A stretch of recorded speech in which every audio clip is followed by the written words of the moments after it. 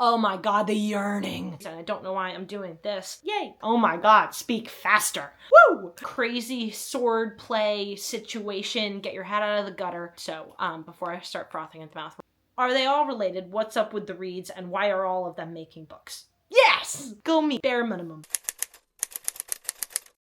26 books for 2026. Let's get into it. Hello and welcome. Hi, I'm Katie. If you haven't seen me yet, welcome or welcome back to my channel. Today we are doing a slightly late 26 books that I am looking to read in 2026. Is this going to get harder and harder every single year? Yes. This is just a goal. This is hopefuls, and we'll jump right in to our first book. Now, some of these are unreleased and they're coming out in 2026. They're either new releases or they are previously released. They've been released in this past year or multiple years back. Number one, the first one I want to read is Mistborn by Brandon Sanderson. I have not gotten into any Brandon Sanderson books. This is a already released series. It's called the Mistborn Trilogy. It is this incredibly cool world of magic, and it's a pretty entry-level book to start on for Brandon Sanderson. I was thinking of starting with Tress of the Emerald Sea, which is a solo book. It's not connected to a series. It's standalone, but I think I'm gonna start with Mistborn and see where we go. So that's number one. Number two is an unreleased book. It's called Inamorata by Ava Reid. Ava Reid wrote A Study in Drowning, but she's a pretty new-ish author, I have a feeling. I haven't read A Study in Drowning. I haven't heard like crazy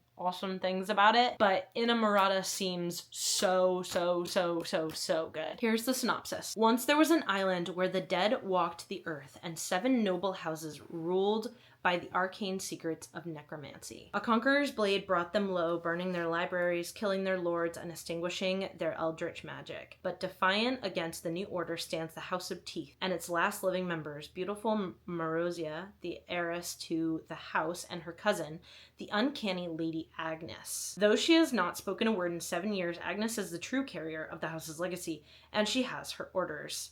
She must recapture the secrets of death magic and avenge her family's fallen honor. She must arrange the betrothal of her beloved cousin Morrissey to Liutprand, heir to the Conqueror's throne, for access to the forbidden library in his grotesquely grand castle. Revenge burns in Agnes's heart, but so do stranger passions, and it is Liutprand, the Golden Prince, who speaks to her soul. This passion is as treasonous as it is powerful, poisoning the kingdom's roots and threatening to tear apart the already shattered realm in two.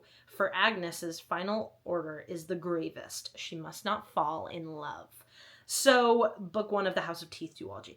So, we will see how that goes, but I'm looking forward to it, and it seems like something that can't hurt to try, right? So we're gonna go with that as our number two. Number three is Daggermouth by H.M. Wolf. I have heard nothing but fantastic things about Daggermouth. It is apparently a true enemies to lovers, which I am so excited about because it is rare to get a good enemies to lovers nowadays. But it's true enemies to lovers. It's written by a Black female author. There's Daggermouth and Python, and they both just got picked up for trad publishing by Scarlet Press, I believe, which is Simon & Schuster. Props to that, and I want to support, and I'm going to try to read Daggermouth pretty soon. I feel like that's on my docket for like March or April maybe. Number four is Red Rising by Pierce Brown. Yeah, I really want to try and dig in and get into some new genres this year, and part of breaking into some new genres that feel a little bit out of my comfort zone and a little bit uncomfortable is trying Red Rising by Pierce Brown. It seems like a pretty entry-level book, but it seems like a good, hearty book that will kind of emotionally destroy you,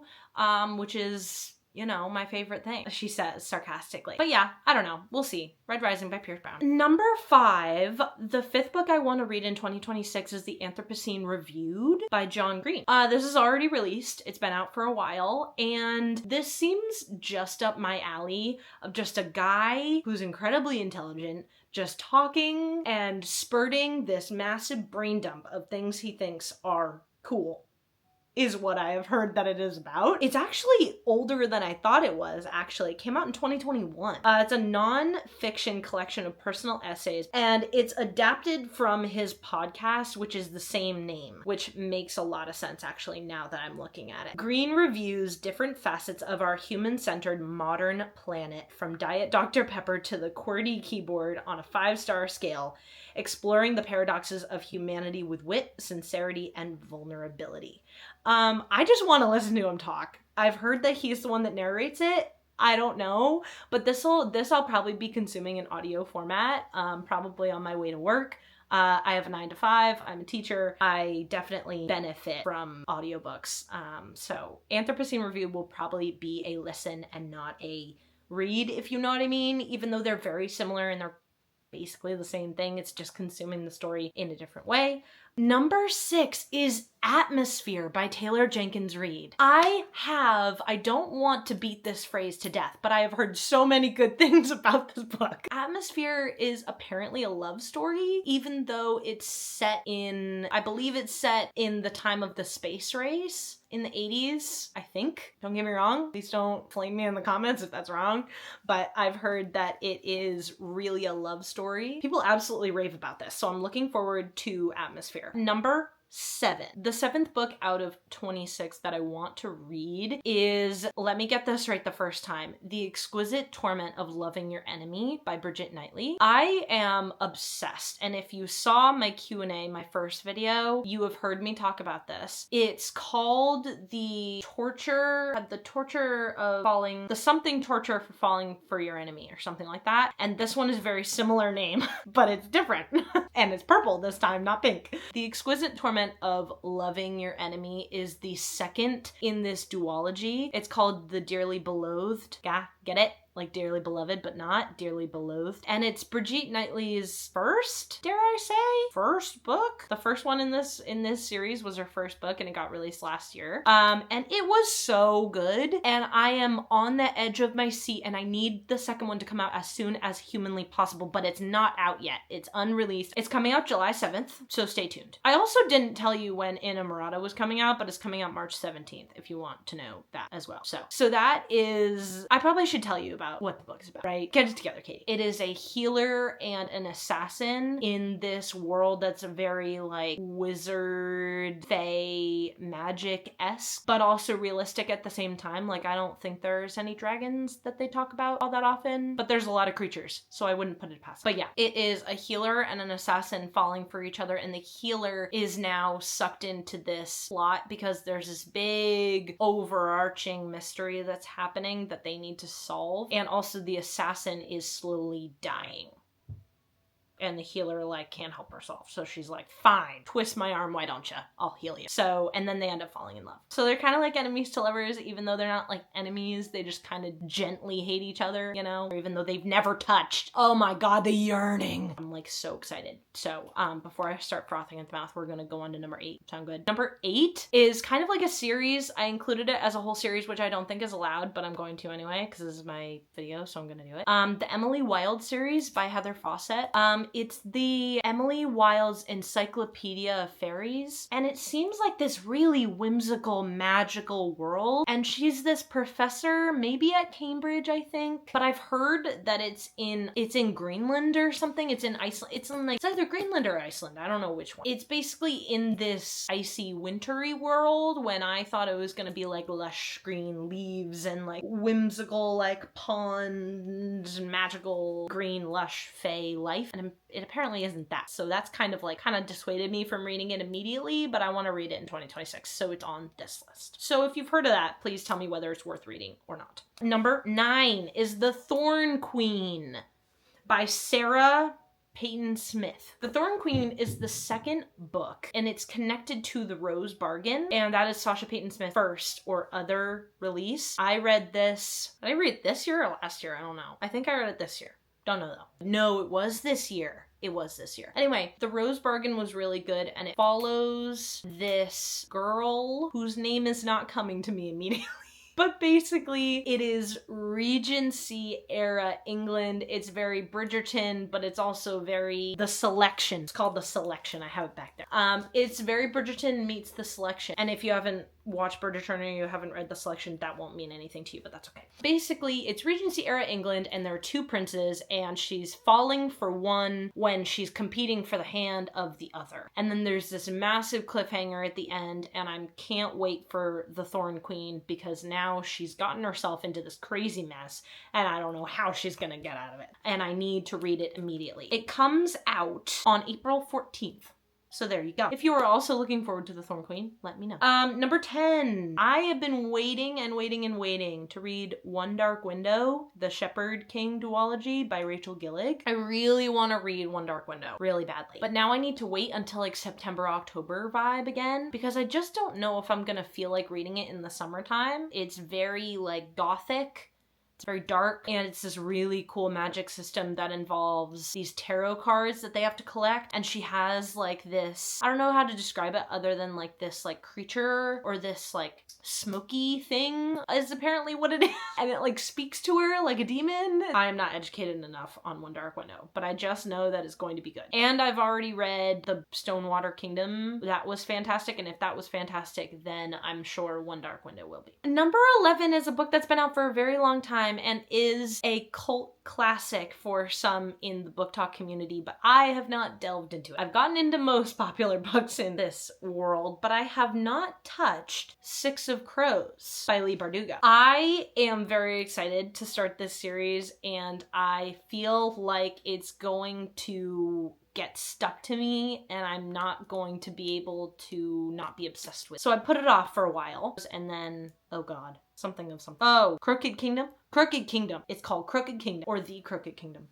I don't know. I want to get into the Grishaverse. I want to be a part of the Leigh Bardugo fan experience, and I haven't read the series, and I don't know why I'm doing this. I am excited for that, and I don't know when I'm going to read it, so I don't know, but I'm feeling it's feeling like a beside the pool in summertime kind of book, which doesn't make any sense because the setting is nothing like that, but I just feel like I'm going to love it at that time in my life. So we're gonna move on to number 12. Number 12, can you tell that I'm trying to go faster this time? Because when I was editing my January wrap up, I was like, oh my god, speak faster. I'm probably not even speaking that quickly, so that's unfortunate for you. Well, for me too, because I have to edit my own shit, and that takes forever. Number 12 is a very, very, very, very, very large amount of books.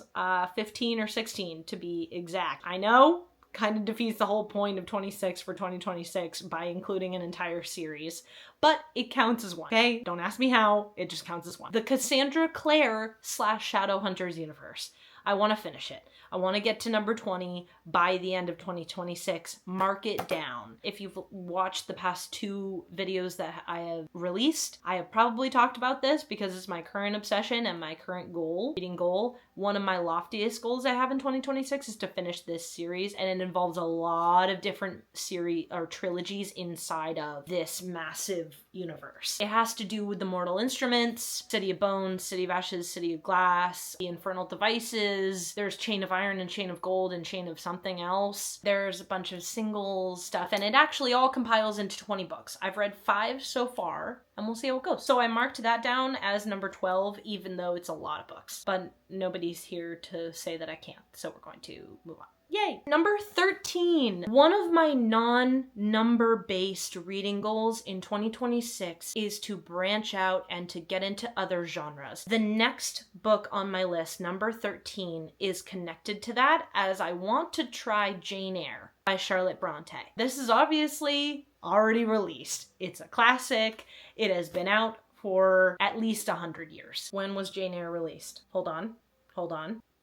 It wasn't released in 2011. 1847! 1847! So Jane Eyre by Charlotte Bronte. I have gone into and done a deep dive of classics that are kind of entry level. So Jane Eyre. Next is another classic. It is the only other classic I have on this list, which is The Picture of Dorian Gray by Oscar Wilde. I do know it is about a man who, if I'm not mistaken, he lives forever, or he looks like he never changes, but it has to do with with him never changing and how that affects him and how that I'm assuming it's how it affects the people around him as well. But I'm looking forward to this one. It's a classic, and that is number 14 on the list. The 15th book that I want to get done in 2026 is And Now Back to You by B.K. Borison. And Now Back to You is going to be the second. It's unreleased and it comes out February 24th, which is actually coming up for me. So I am probably going to read that pretty soon, pretty close to release date is the goal. It's the second book in the Heartstrings, dare I say. And the first one is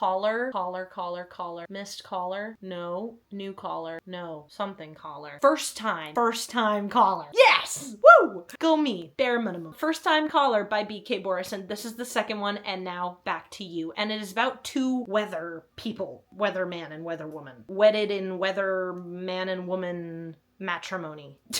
Two weather people. It's connected to the station, the radio station that was introduced in the first book. And they apparently, it's kind of like a rivals to lovers kind of thing. They're not enemies. We're not going to call it enemies because it's contemporary romance and they're not killing each other, nor do they want to kill each other. But they do aggravate each other just a bit, and it's hinted at that in the first book, First Time Caller. So we will see how that goes. I'm really excited for it, and it seems like it's going to be a really good wrap up or end of the month kind of book. So I'm hoping to get that done, so you might see it in my February wrap up, although I don't know if I'll get it done in time. So we'll see. Number 16 is One Golden Summer by Carly Fortune. I have not heard anything but positive notes about One Golden Summer, and people rave about it. They're absolutely nuts over this book, and it makes me really want to jump on the train. Sometimes I'm a contrarian about those things, but with One Golden Summer, I just have this urge to read it. Towards summer, I want to read it. One Golden Summer is a second chance romance. I know that The Perfect Storm that comes out this year, also by Carly Fortune, I really do want to read that as well, but I haven't read One Golden Summer, so I should probably read that first, right? Because I feel like I think they're connected, possibly. They look like they're connected. The covers are basically the same, except one's purple. But One Golden Summer by Carly Fortune.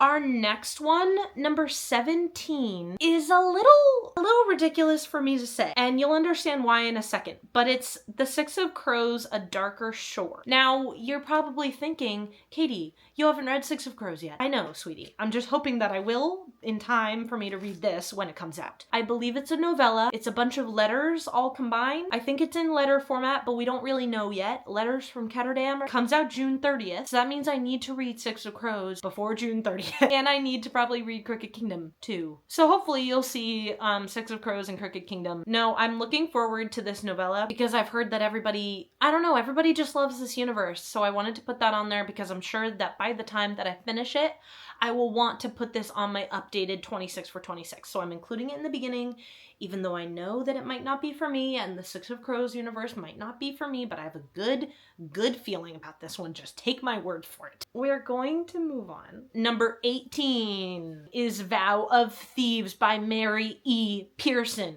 sequel to Dance of Thieves. I really loved Dance of Thieves, but it was a little long and it did kind of get a little slow in the middle. Loved the beginning, super good hook, super good intro, but once they got to the castle and once they got to his kind of world, it got a little nitty-gritty, it got a little detail-oriented, and there's apparently something that I should have read before that to get used to the world. Didn't do that, so the world was really confusing for me. But now I'm used to it, so it's fine. The romance in Dance of Thieves was really great, so I'm looking forward to Vow of Thieves, although I should update myself. I don't want to reread Dance of Thieves, but I probably should update myself on what happened there so that Vow of Thieves will make sense. But yes, I'm looking forward to the second book in the Thieves series. I just made that up. That's probably not what it's called. The Married Thieves series is what it's called. Number 19 out of 26. I would like to read Hat Trick by Chelsea Curto. Hat Trick by Chelsea Curto is a part of the DC Stars series, and it has gone viral. It's a hockey romance interconnected standalone series. It started out with Face Off. And then Power Play and then Slapshot. I just finished Slapshot recently, which is the green one. It's the purple and then the pink and then the green, and now we're into the purple Again, maybe the first one counts as blue. Anyway, this one's really purple. And it's about Riley and the trainer, the physical therapist. And I'm excited for Hat Trick. Also, honorable mention, Sin Bin. I really want to do the Sin Bin as well. It's the coach and I believe a player's sister, potentially. I think she's a figure skater. But Sin Bin's on there. And the DC Stars universe in general. I would like to get to the end of that. Number 20 is a really big one. And I don't want to spend too much time on this, but I would like to mention it. I am a big fan of the Belladonna series by Adeline Grace. It includes Belladonna, Foxglove, and Wisteria. And it's this beautiful gothic fantasy, super interesting concept series where there is this girl who eats these belladonna berries, which is poisonous, and she basically learns that she can essentially die and communicate with the dead, and then she can pass back into the real world again afterward. She literally bangs death. So if that's what you're into, belladonna. It's not that spicy, although I should say. It sounds a little bit more crude than what it really is. It has very little spice, if any. It's more yearning. It's more of, I want you, but I can't have you because death, you can't, like, touch him. He's just death. Like, death is death. You have to read the other two before you read Wisteria, but Wisteria is the best and it's my favorite. That author, Adeline Grace, it's her adult fantasy debut, and it's called The Wretched Divine. And it's about this lady knight, crazy sword play situation, get your head out of the gutter. The Wretched Divine is super interesting because there's a lot of reviews already from a lot of really famous authors, like Rebecca Ross, the author of Wild Reverence and Divine Rivals. She said, I'm prepared to be swept away by the magic of the Wretched Divine. Grace's writing is both lush and sharp as steel, and this epic unfolds like a ballad, enthralling, romantic, and devastating in the best of ways. I couldn't put it down. Isabel Ibanez, who wrote Graceless Heart, which I haven't read, but a lot of people love it. The Wretched Divine has it all. A richly imagined world with teeth, twists you won't see coming, and a heroine who's brave, vulnerable, and terrifying with a blade. This is an edge of your seat page turner from start to finish.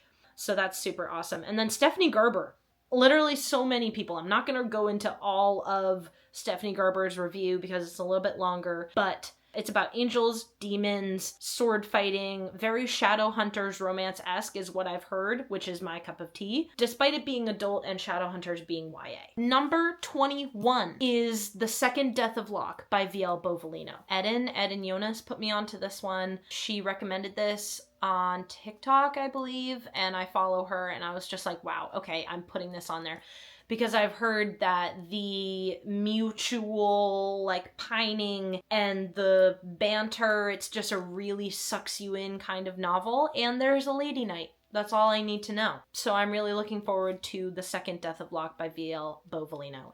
And that is number 21 out of 26. Number 22, friends, is Everything is Tuberculosis by one of the Green brothers. Also written by John Green. Hey, that's not to say that Hank Green can't make a novel. Love you, buddy. You're awesome. But yeah, Everything is Tuberculosis by John Green. Everything is Tuberculosis, the history and persistence of our deadliest infection. It's a nonfiction book that explores the history and ongoing presence of TB. And he argues in here that TB is a social issue as much as a medical one. It brings you into this entire situation that most people in the regular day-to-day life are not used to, and they have no familiarity with it. I am one of those. I am not all that knowledgeable about TB, and I would like to be informed. The whole point is to explore your worldview and explore your scope in life and be able to understand things from other people's perspectives. And that's including understanding what people mean when they're talking about tuberculosis. That is why I would like to read this. And it talks about that it persists because of healthcare inequities, stigma, and reduced funding for research. And a lot of people seem to really like this, despite having no familiarity with it, nor them being a common nonfiction reader. I'm not usually a nonfiction girly, although maybe this will get me into it. Who knows? But I feel like John Green is kind of a special boy, so we'll have to see whether it's just John Green or whether it's, you know, all nonfiction in general. That's number 22. Number 23 is she is quite large, and I'm a little bit scared of her, but it's The Raven Scholar by Antonia Hodgson. This is a rec by Lexi, aka Newly Nova. She's on YouTube. I absolutely love her. She's hilarious. And her just like flow and the amount of words that she uses in her vocabulary on a day-to-day basis is so surprising. But we're not here to talk about Lexi. We're here to talk about the book that Lexi raves about, which is The Raven Scholar. The Raven Scholar is a part of the Eternal Path series, and it's the first book, so I'd be getting myself into a series that hasn't finished yet, but I'm okay with that. And it's apparently it starts in summertime, I believe, and it's this, I picture it as dark academia. It's in this academic setting, hence the word scholar, obviously, and there's a murder, I believe. There's a huge mystery involved, and I don't think there's that much romance, although I've heard that there's a sub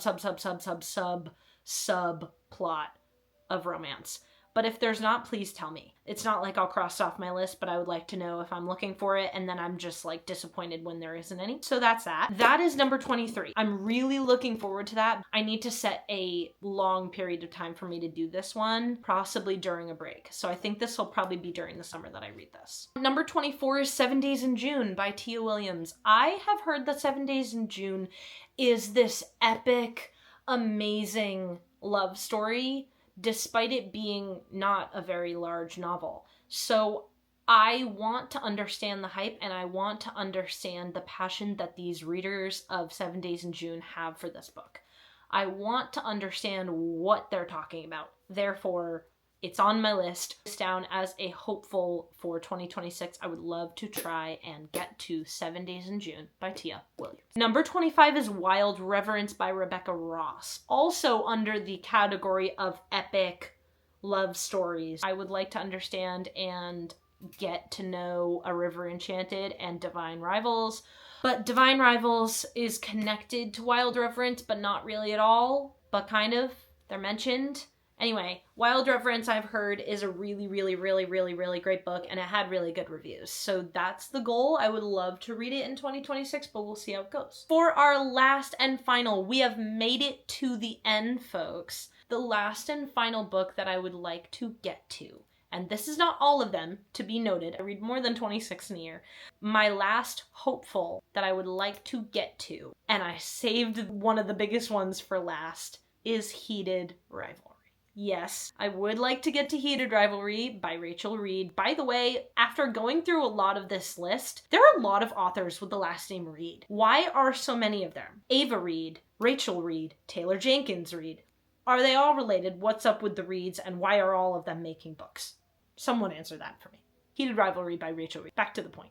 I want to read it, and I think that's it. Just kidding. I should probably describe it. No, but everybody knows it already. I'm probably the only one left on this planet that hasn't read Heated Rivalry, to be honest with you. So if you're living under a rock like me, Heated Rivalry is a sports hockey romance. There's two of them. There's Heated Rivalry, and then there's The Long Game. It's called The Long Game. I would love to read Heated Rivalry this year. I want to understand the hype, and then I want to be able to watch the show. So that's my goal. But yeah, that's it. My friends, that is the end. Those are all 26 hopefuls for 2026. These are the 26 books I want to read in 2026.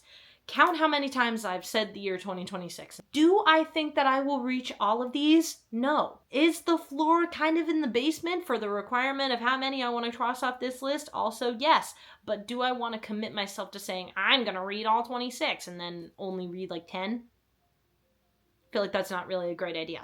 So we'll come back in December and we'll review this and do another video that's basically the same, where I go through and I list off each one that I just did today and see whether I actually read them or not. So that's something to look forward to for the end of this year. That is kind of it for today's video. I hope you liked it. If you liked it, please consider subscribing, because me and my one subscriber right now, that's so sad. If ever you're watching this in the future, and I'm some like multi-hundreds of thousands of subscribers kind of person, and you're watching this and I'm talking about how I had one subscriber, that's the goal in life. I highly doubt it. If you're my one subscriber, thank you. Love you. If you're someone that's just watching and feels like, hey, maybe I could possibly subscribe to this person, maybe consider possibly joining the crew. We're really fun here. We would love to have you come be a book bestie with us. We talk about a lot of fantasy. We talk about a lot of contemporary romance, lots of things. We try to branch out. We're open to new things. There is no hate allowed here. If you would like to follow me on any of my other socials, I'm on Fable I'm at Katie with like a tulip and then a like pink flower emoji. I don't have a bookstagram yet. My booktok is kaitlynnnreads, but it's with one extra N. Someone took kaitlynnnreads like a day ago. It's kaitlynnnreads exactly like what's on here, except with an extra N after Kaitlyn. I have a Goodreads, but I'm on Goodreads as Kaitlyn Morrissey, and it should look like my face on there somewhere. I'm actually wearing this sweater, I think, in the photo. I will see you and talk to you all later, but I hope you enjoyed, and this was my 26 for 2026. Go get cozy, get a book, get a little sweet treat, and I will see you later. Bye!